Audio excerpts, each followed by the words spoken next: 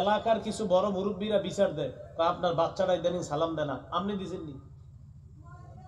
এই যিনি বিচার দেয় ওনারে বলবেন আপনি দিছেননি। যদি উত্তর হয় না, আপনি কোন গোড়ার ডিম, বাচ্চারা সালাম দিতে পারলেন না, আল্লাহ নবী শিশুরে সালাম দিছে, আপনি পারলেন না কেন? শিশুরে আপনি 10 দিন সালাম দেন, ও আপনার 20 দিন সালাম দিলে। শিশু দরজা খোলার পর আপনি সালাম দিবেন, বাচ্চা মেয়ে ছেলে দরজা খুলবে, আসসালামু আলাইকুম, একদিন দিবেন, 2 দিন দিবেন, 3 দিন দিবেন, হঠাৎ একদিন বাচ্চা দরজা খুলে বলবে বাবা আসসালামু আলাইকুম, ও আপনার সালাম দিবে। এটা শিশুদের নিয়ম। আপনি একদিনও সালাম দেন না, খালি বিচার দেন। আপনার বাচ্চারা যা দুষ্ট, খুব ঝামেলা করে, সালাম টালাম দেয় না, আপনি সালাম দিয়েছেননি। উত্তর যদি হয় না, তো আপনি কি করলেন? আল্লাহ রসুল সালাম দিছে শিশুদেরকে, সহিহ মুসলিম 6272 নম্বর হাদিস, আপনি কেন সালাম দিলেন না? এ হলো 28 নাম্বার। 29 নাম্বার, শিশুকে গুনাহের পরিবেশ থেকে দূরে রাখা। গুনাহের পরিবেশ থেকে শিশুরে দূরে রাখবেন। 3 শ্রেণীর গুনাহ লেখা হয় না, কথা ঠিক, হাদিসে আছে। قال رسول الله صلى الله عليه وسلم رفع القلم عن ثلاثة। নবীজি বলেন 3 ব্যক্তির গুনাহ লেখা থেকে কলম উঠিয়ে নেওয়া হয়েছে। 1 নাম্বার আনিন নাইমি হাত্তা ইস্তাইকিজা, ঘুমন্ত ব্যক্তির গুনাহ লেখা হয় না যতক্ষণ সে জাগ্রত না হয়। 2 নাম্বার ওয়া আনিল মুবতালা হাত্তা ইয়াবরা, পাগল ব্যক্তির গুনাহ লেখা হয় না যতক্ষণ সে সুস্থ না হয়। 3 নাম্বার ওয়া আনিস সাবী হাত্তা ইয়াকবারা, শিশুর গুনাহ লেখা হয় না যতক্ষণ সে বালেগ না হয়, কথা ঠিক। কিন্তু শিশুকে গুনাহের পরিবেশ থেকে কেন দূরে রাখবেন? কারণ আরবি প্রবাদ আছে, আত-তালিমু ফিস সিগর কান-নকশি ফিল হাজার, পাথরে খোদাই করা যেমন শৈশবের শিক্ষা তেমন, শিশুরে যদি শৈশবে গুনাহের শিক্ষা দেন, ও কিন্তু এই শিক্ষা নিয়েই বড় হবে। আল্লাহ আমাদেরকে হেফাজত করেন, আমিন। 30 নাম্বার, শিশুকে তার মা থেকে দূরে না রাখা। শিশুরে তার মা থেকে আপনি আলাদা করলেন, বাপের বাড়িতে ঝগড়া হয়েছে, দাদার বাড়ির লোকেরা হুমকি দেয়, বেশি ফাজদামি করলে ছেলের মুখ দেখতে দিব না, মেয়ের মুখ দেখতে দিব না, এটা জায়েজ নাই। মেয়ে ছেলে দুইজন তার মারেও দেখবে, বাবারেও দেখবে, কারো থেকে কাউরে আলাদা করা যাবে না। তিরমিজির হাদিস 1566 নম্বর হাদিস। قال رسول الله صلى الله عليه وسلم من فرق بين والدة وولدها فرق الله بينه وبين أحبته يوم القيامة। নবীজি বলেন, যে ব্যক্তি কোন শিশুকে আর তার মাকে আলাদা করে দেয়, কিয়ামতের ময়দানে ওই ব্যক্তি আর তার আপনজনদের মাঝে আল্লাহ তাআলা আলাদা করে দিবেন, বলি নাউজুবিল্লাহ। যে ব্যক্তি কোন শিশুকে তার মা থেকে আলাদা করে, কিয়ামতের ময়দানে তাকে আর তার আপনজনদেরকে আল্লাহ তাআলা আলাদা করে দিবেন। এ হলো 30 নাম্বার। 31 নাম্বার, শিশু কোন মজলিসে বসা, ওই মজলিস থেকে শিশুরে উঠায়া না দেওয়া। قال رسول الله صلى الله عليه وسلم لا يجلس الرجل بين الرجل وبين ابنه। রাসূলুল্লাহ সাল্লাল্লাহু আলাইহি সাল্লাম বলেন, তোমাদের কেউ যেন ভিডিও করেন না, কাকা ভিডিও করেন না, হ্যাঁ অডিও রেকর্ড করেন। রাসূলুল্লাহ সাল্লাল্লাহু আলাইহি সাল্লাম বলেন, ভিডিও এমনি বানান যায়, এখন ভিডিও করা লাগে না, বানান যায়, আপনি এমনিও বানাইতে পারবেন কালকে, এআই দিয়ে বানায় ফেলবেন। জি, রাসূলুল্লাহ সাল্লাল্লাহু আলাইহি সাল্লাম বলেন, তোমাদের কোনো ব্যক্তি যেন অন্য ব্যক্তি আর তার সন্তানের মাঝখানে না বসে। এটা রাসূল সাল্লাল্লাহু আলাইহি সাল্লাম বলে দিলেন, তোমাদের কেউ যেন অন্য কোনো ব্যক্তি আর সন্তানের মাঝখানে না বসে। এটাও শিশুর অধিকার। এইখানে কোনো শিশু তার অভিভাবকের সাথে বসা, আপনি এসে উঠিয়ে দিয়ে বললেন তুই একটু চাপ, আমি বসি, এটা জায়েজ নেই। 32 নাম্বার, শিশুকে অযথা দমক দিবেন না। আমার দিকে তাকান, আপনি 4 কোণা নিয়ে ব্যস্ত আছেন, শিশু আসছে, যাও আম্মুর কাছে যাও, এত দাদি কো, যা দাদির কাছে যা। কেন, আপনার কি সমস্যা? আমি ব্যস্ত আছি, দেখেন না, অফিসিয়াল কাজে ব্যস্ত, ফাইজলামি করেন, আপনি অফিসিয়াল কাজ করেন না, আমি করে বুঝান, সারাদিন অফিসিয়াল কাজ, সারাদিন হ্যাঁ অফিসিয়াল কাজ। বাচ্চা একটু আসলেই আপনাদের এলাকায় এই সমস্ত বাবা আছে কিনা জানি না, দুনিয়াতে আছে, কাছে আসলেই যাও আম্মু কোথায়, যাও আম্মুর কাছে যাও। এটা আপনারে বৃদ্ধাশ্রমে রেখে আসবে, মনে রেখেন, আপনারে বৃদ্ধাশ্রমে রেখে আসবে, ফালাই দিছে না, যাও যাও যাও যাও, বুড়া হওয়ার পরে বলবে যাও যাও যাও যাও যাও বৃদ্ধাশ্রমে যাও, হ্যাঁ আপনারে সরাই দিবে। ওরে সময় দেন না তো, ও আপনার সময় দিবে না, লিখে রাখেন। ওরে আপনি সময় দেন না, লিখে রাখেন। আমি মোহাম্মদ আরিফ বিন হাবিব বলে যাচ্ছি, আপনি সন্তানকে সময় দেন না, ও একদিন আপনার সময় দিবে না, আপনি কাঁদবেন। 32 নাম্বার, শিশুকে অযথা ধমক না দেওয়া। সহিহ বুখারীর বর্ণনা 6038 নম্বর হাদিস। এই হাদিসের মধ্যে আছে আন আনাস ইবনে মালিক রাদিয়াল্লাহু তাআলা আনহু قال خدمت رسول الله صلى الله عليه وسلم 10 سنين ما قال لي اف ولا لما صنعت ولا الله صنعت। আমি নবীর 10 বছর খেদমত করলাম, নবী কখনো আমাকে বলে নাই এটা কেন করেছো, এটা কেন করো নাই। একটু ভাবেন তো, এই হাদিসটা খালি শুনেন না। 10 বছর আপনার দোকানে যদি কেউ কাজ করে, ওরে কয়দিন ধমক না দিয়ে থাকতে পারবেন? আল্লাহ রসুল 10 বছর একদিনও বলে নাই এটা কেন করেছো, এটা কেন করো নাই, কোনোদিন একটা ধমক পর্যন্ত দেয়নি। এমন মানুষ এই ধরাতে মিলবে না আর ফের। হ্যাঁ, 33 নাম্বার, ছেলে মেয়েকে এই কথা শিখিয়ে দিবেন। বলেন আমার সাথে, বলেন বলেন তুমি এমন ভাবে রাত কাটাও যেন তোমার অন্তরে কারো প্রতি বিদ্বেষ না থাকে। তুমি এমন ভাবে দিন কাটাও যেন তোমার অন্তরে কারো প্রতি বিদ্বেষ না থাকে।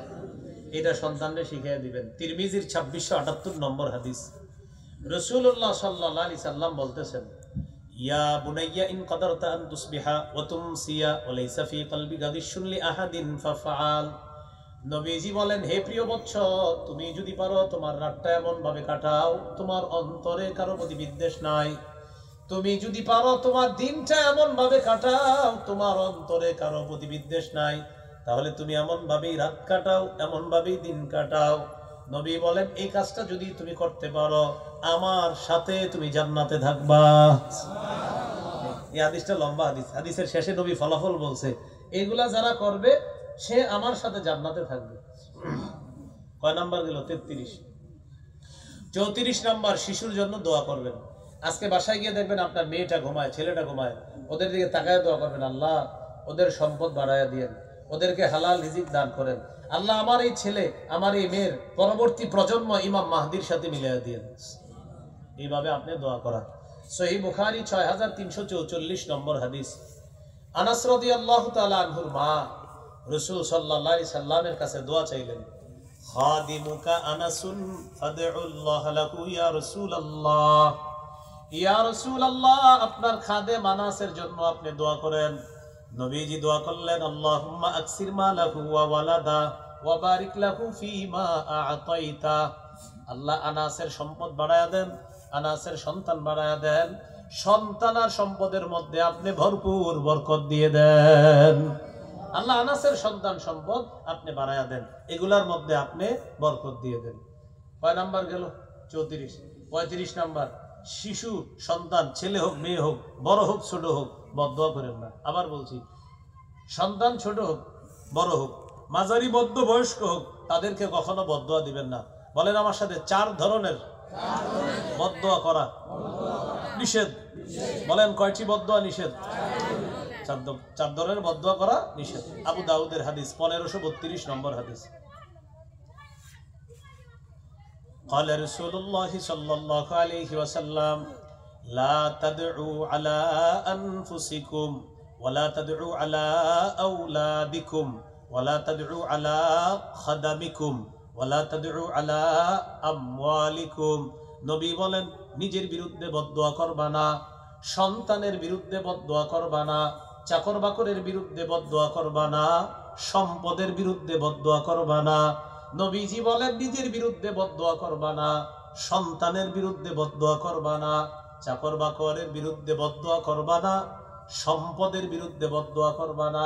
এগুলা নিষেধ। মাঝে মাঝে বলে, ইস মরে যেতাম ভালো হইতো না। আপনি মরে যাইলে ভালো হইতো না কি হইতো আল্লাহ জানে।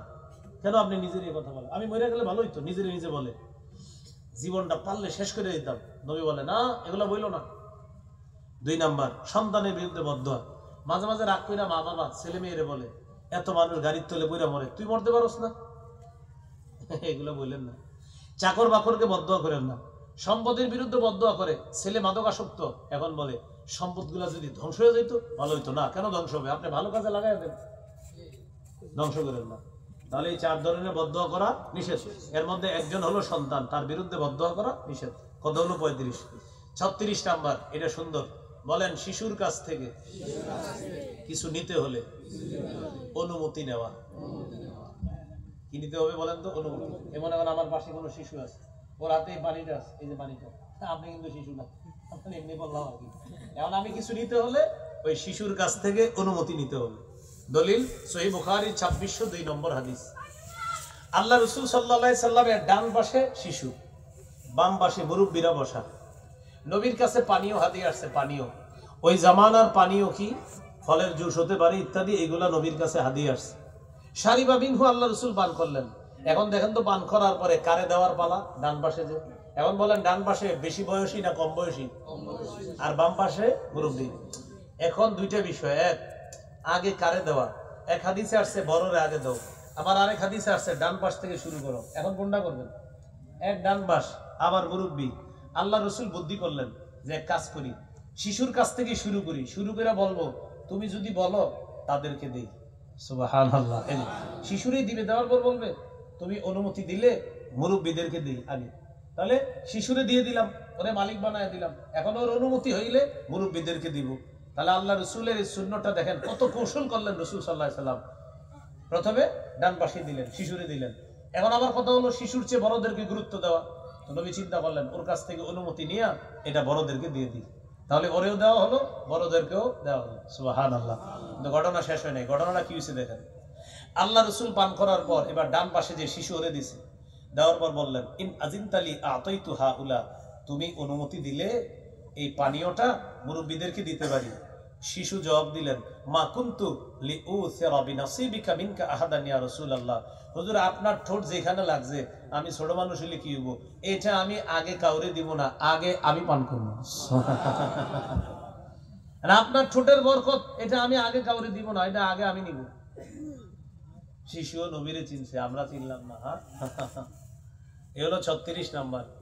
37 নাম্বার, শিশু দুইজন ঝগড়া লাগলে ঝগড়া ছুটাই দিবেন, তাল দিয়ে না, তাল না দিয়ে ছুটাই দিয়ে।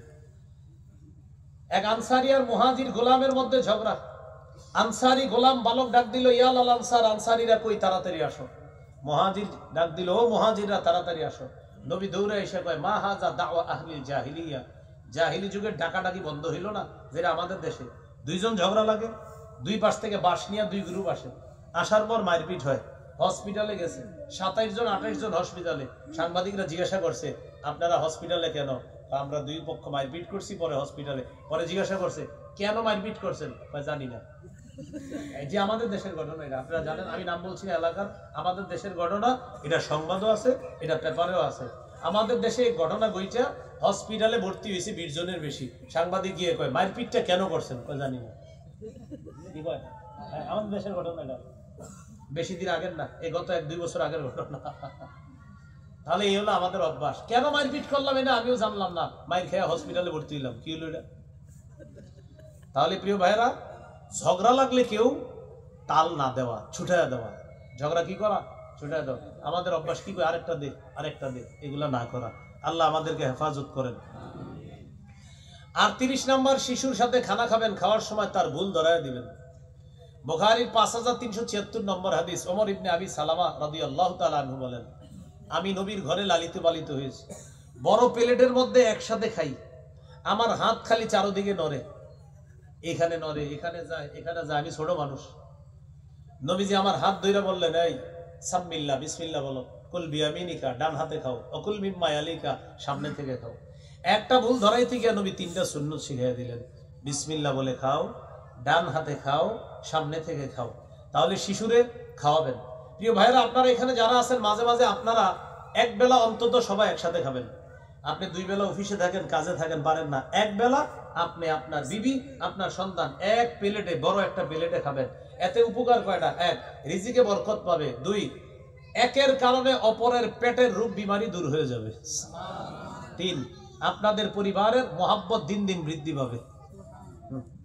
একসাথে অন্তত একটা প্লেটে এক বেলা খান, যেহেতু আপনি সারাক্ষণ থাকেন না ঘরে, এক বেলা অন্তত সবাই নিয়ে খান।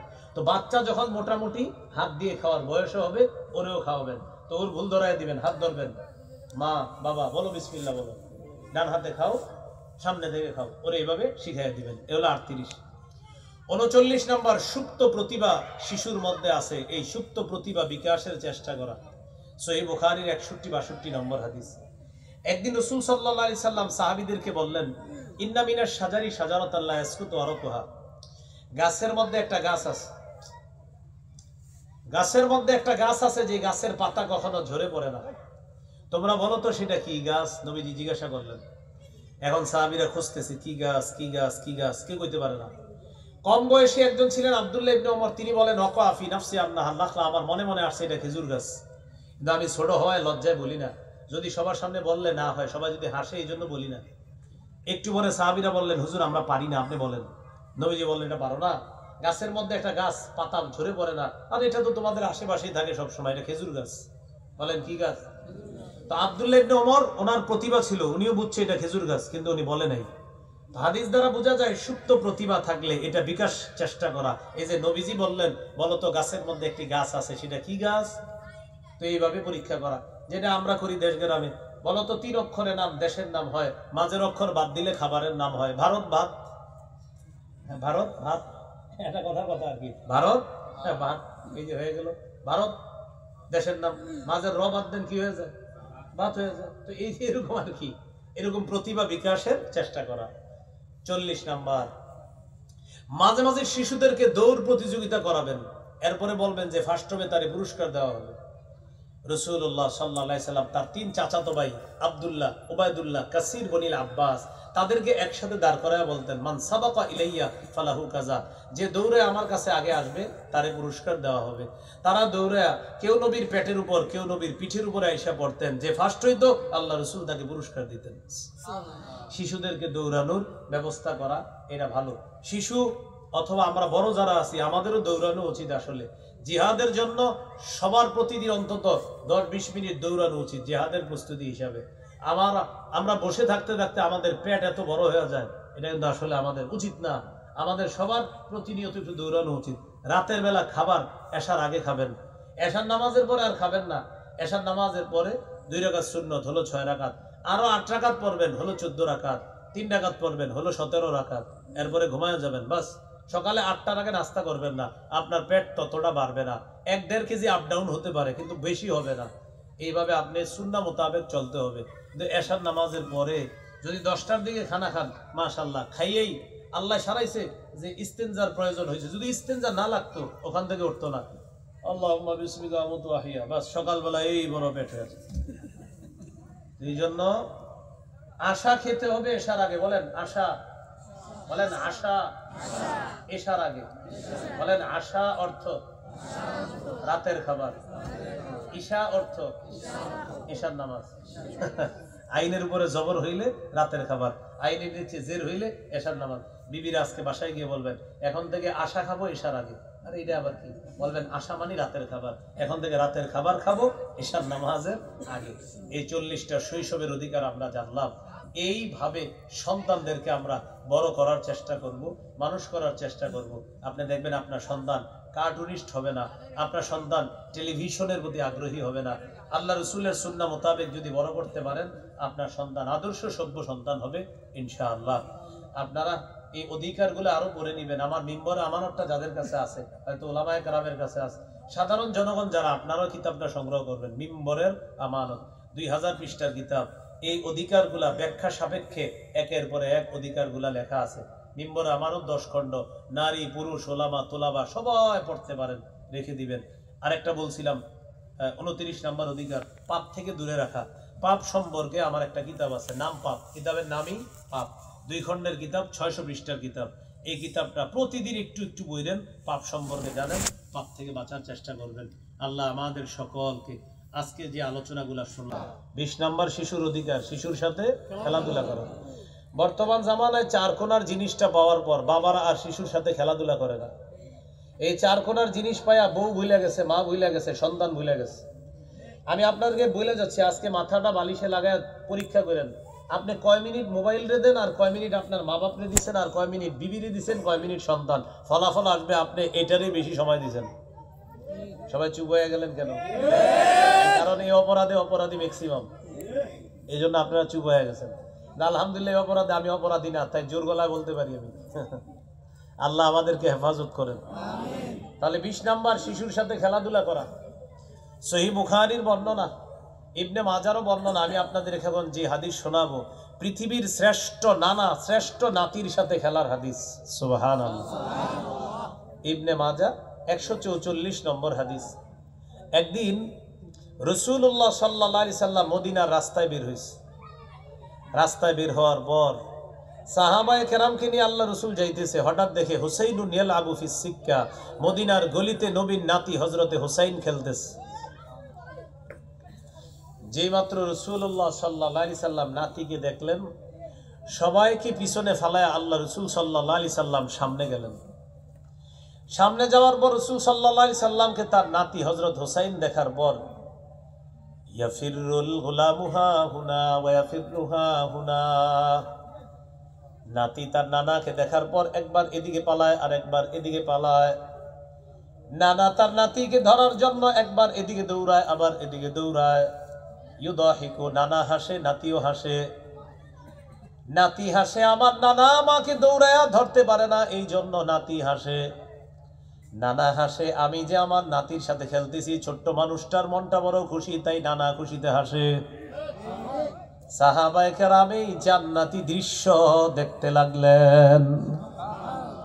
পৃথিবীর শ্রেষ্ঠ নানা শ্রেষ্ঠ নাতির সাথে খেলতেছে, দৌড়াইতেছে। হযরত হুসাইন দৌড়ায়, নানা দৌড়ায়। নানা ইচ্ছা করে ধরতেছে না হুসাইনকে, হযরত হুসাইন খুশি, নানা ধরতে পারে না। নবী খুশি, ও অনেক খুশি হইতেছে ওর সাথে যে আমি দৌড়াইছি। এক পর্যায়ে নবী ধরে ফেললেন, এক হাত থুতনির নিচে রাখলেন, আরেক হাত মাথার উপরে রাখলেন। ঠিক এইভাবে হযরত হুসাইনের এইভাবে থুতনি আর মাথার উপর হাত রেখে আল্লাহ রাসূল বললেন, হুসাইনুন মিন্নি ওয়া আনা মিন হুসাইন, আহাব্বাল্লাহু মান আহাব্বা হুসাইনান। হুসাইন আমার থেকে, আমি হুসাইনের থেকে। আমার হুসাইনকে যে ভালোবাসলো আল্লাহ তাকে ভালোবাসে। খেলবেননি শিশুদের সাথে? আজকে থেকে বাপ যারা আছেন, এই বাপেরা শিশুর সাথে খেলাধুলা করবেন, আর ওইটাও ডয়ারে রেখে দিবেন, ঘরে বেশি চালায়েন না। এটা প্রয়োজন, কিন্তু এটারে অতি প্রয়োজন বানায়েন না। এটা প্রয়োজনে ব্যবহার করবেন।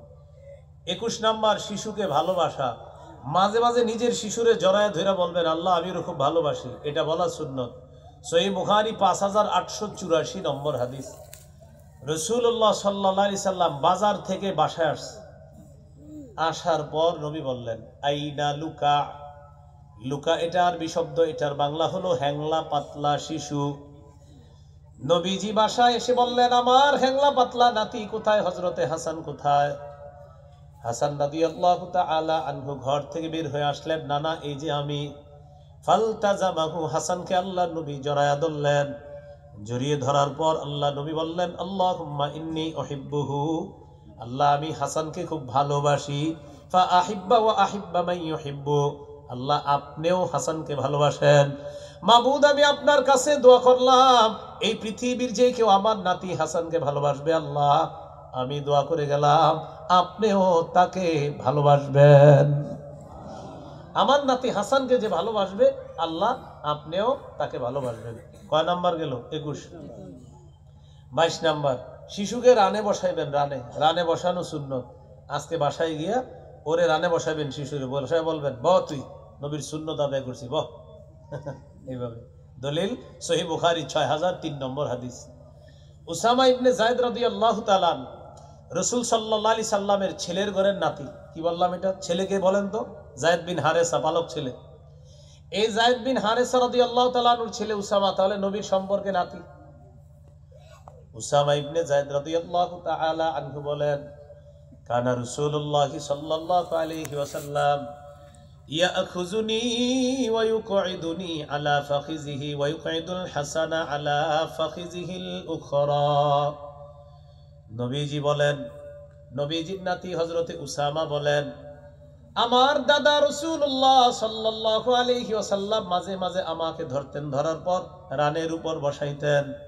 ওয়া ইউকঈদুল হাসানা আলা ফাখিযিল উখরা, আরেক রানে হযরতে হাসানকে বসাইতেন। এক রানে দাদার নাতি, আরেক রানে নানার নাতি, ঠিক না? দাদার নাতি আর নানার নাতি, ইয়াজুম্মুহুমা, দুইজনকে এইভাবে মিলাইতেন। মিলানোর পর বলতেন আল্লাহুম্মা আরহামহুমা ফাইন্নী আরহামুহুমা। আল্লাহ, আমি আমার এই দুই নাতিকে খুব মায়া করি, আপনার কাছে দোয়া করি আপনিও আমার এই দুই নাতিকে রহম করেন, দয়া করেন, তাদেরকে মায়ার চাদরে আবদ্ধ করে দেন। কত নাম্বার গেল? 22 22 গেছে। মনে করছে হুজুরে ভুলে গেছে, আমি কইছি দিকে একটু কইছি নাম্বার মনে রেখে বাইরে দিছে 21, এই জন্য 22। 23 নাম্বার, শিশুকে স্নেহ করা। বলেন শিশুকে কি করা? এটা একটু ভালো করে বুঝেন। যে কোনো শিশুকে স্নেহ করা, কালো হোক সুন্দর হোক, সব শিশুই সুন্দর। কোন শিশুর রং যদি কালো হয় সেও সুন্দর, কোন শিশুর রং সুন্দর সেও সুন্দর। পৃথিবীর সব শিশু এক একটা ফুল, সবাই সুন্দর। ওদের দিকে তাকাইলে একটা স্নেহের হাসি দিবেন, মায়ার হাসি দিবেন।